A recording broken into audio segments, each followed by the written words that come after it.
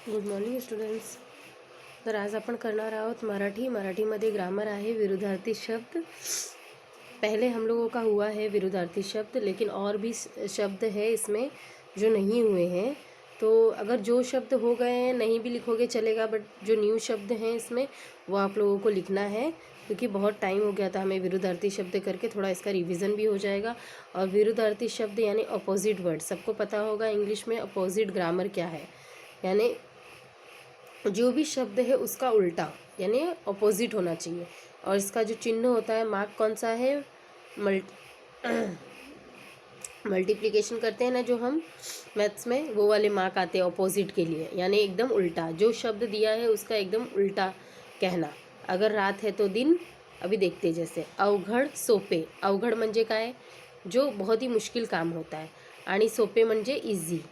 आठवण विस्मरण. आठवण म्हणजे कोणाला आठवण करायचं, यादी काढायचा, आणि विस्मरण म्हणजे त्याला विस्मरण झाला म्हणजे याद नहीं है कि क्या है, विस्मरण हो जाना, भूल जाना. और आठवण यानी याद रखना. आठवणे विसरणे, सेम वही है इसका भी अर्थ. आत बाहेर. आत यानी अंदर, बाहेर यानी बाहर. आधी नंतर. आधी यानी अभी और नंतर यानी बाद में.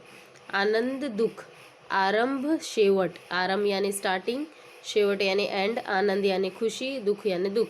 आशीर्वाद शाप. आशीर्वाद आणि शाप. आळशी उत्साहित. आळशी यानी जो काम नहीं करते, बहुत कामचोर टाइप होते हैं ना, उसे कहते हैं आलसी. आळशी. इवलेशे. आवाड़व्य. इवलिशे यानी कि एकदम छोटी सी. आवाड़ प्रचंड यानी बड़ा, उसको प्रचंड भी कह सकते हैं हम. उघड़े मिटलेले. उघड़े यानी बंदिश्त, खुला हुआ, और बंदिश्त मिटलेले यानी बंदिश टाइप. उदास आनंदित. उलट सुलट. ऊंच खोल.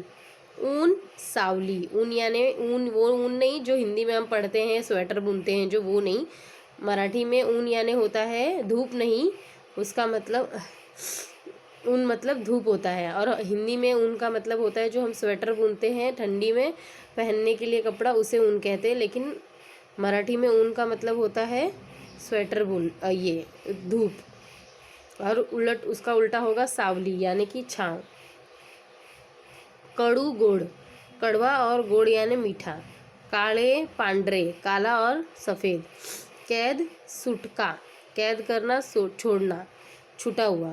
कोरडे ओले. कोरडे यानी सूखा हुआ, ओले यानी गीला. खरेदी विक्री. खरे खोटे. खूब थोड़े. गरीब श्रीमंत. गुण दोष. गुरु शिष्य. गुड़गुड़ित खड़बड़ित. चांगले वाईट. छोटे मोटे. जन्म मरण. जमा खर्च. जमा करना, सेविंग करना, खर्च. जलद सावकाश. जलद यानी जल्दी, सावकाश यानी लेट करना. जवळ दूर. नज़दीक और दूर. जास्त कमी. ज़्यादा और कम. जीवंत मृत. जिंदा और मरा हुआ. जिंकणे हरणे. जीर्ण नूतन. जीवन मरण. जुने नवे. डावे उजवे. द्वेष प्रेम. दयाळू क्रूर. दाट विरळ. दिवस रात्र. धाडसी भित्रा. नम्र उद्धट. नाजूक राठ. राठ यानी मजबूत, नाजुक यानी कमज़ोर. निबर कोमल. कोमल यानी एकदम सॉफ्ट, और निबर यानी कि सॉफ्ट न हो जो. निर्मल मलिन. निर्मल यानी एकदम साफ, मलिन यानी मैला. नूतन नवे जुने. प्रश्न उत्तर. पुढे आगे. मागे. पुढे यानी आगे, पीछे, और मागे यानी आगे. फ़ायदा तोटे. फ़ायदा और तोटे यानी नुकसान. फार थोड़े. फार यानी ज़्यादा, थोड़े यानी थोड़े. फुलणे कोमोजणे. बिंब प्रतिबिंब. भेद साम्य. महातारण तरुणपन. म्हातारा तरुण. म्हातारा यानी कि बुजुर्ग, और तरुण यानी यंग. माथा पायथा. पायथा यानी आधार होता है, माथा यानी टॉप. जैसे पहाड़ का आधार ले लो नीचे पायथा, और उसका जो ऊपर का कॉर्नर होता है वो माथा.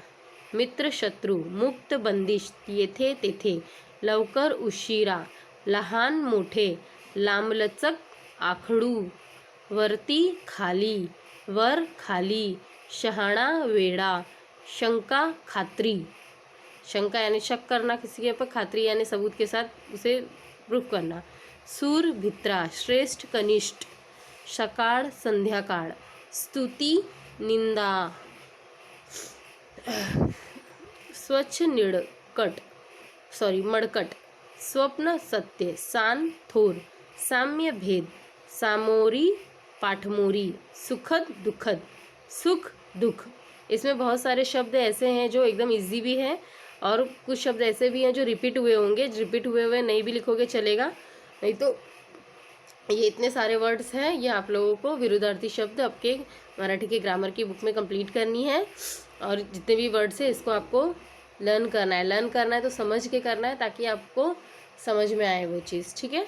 So bye and take care students and complete your book.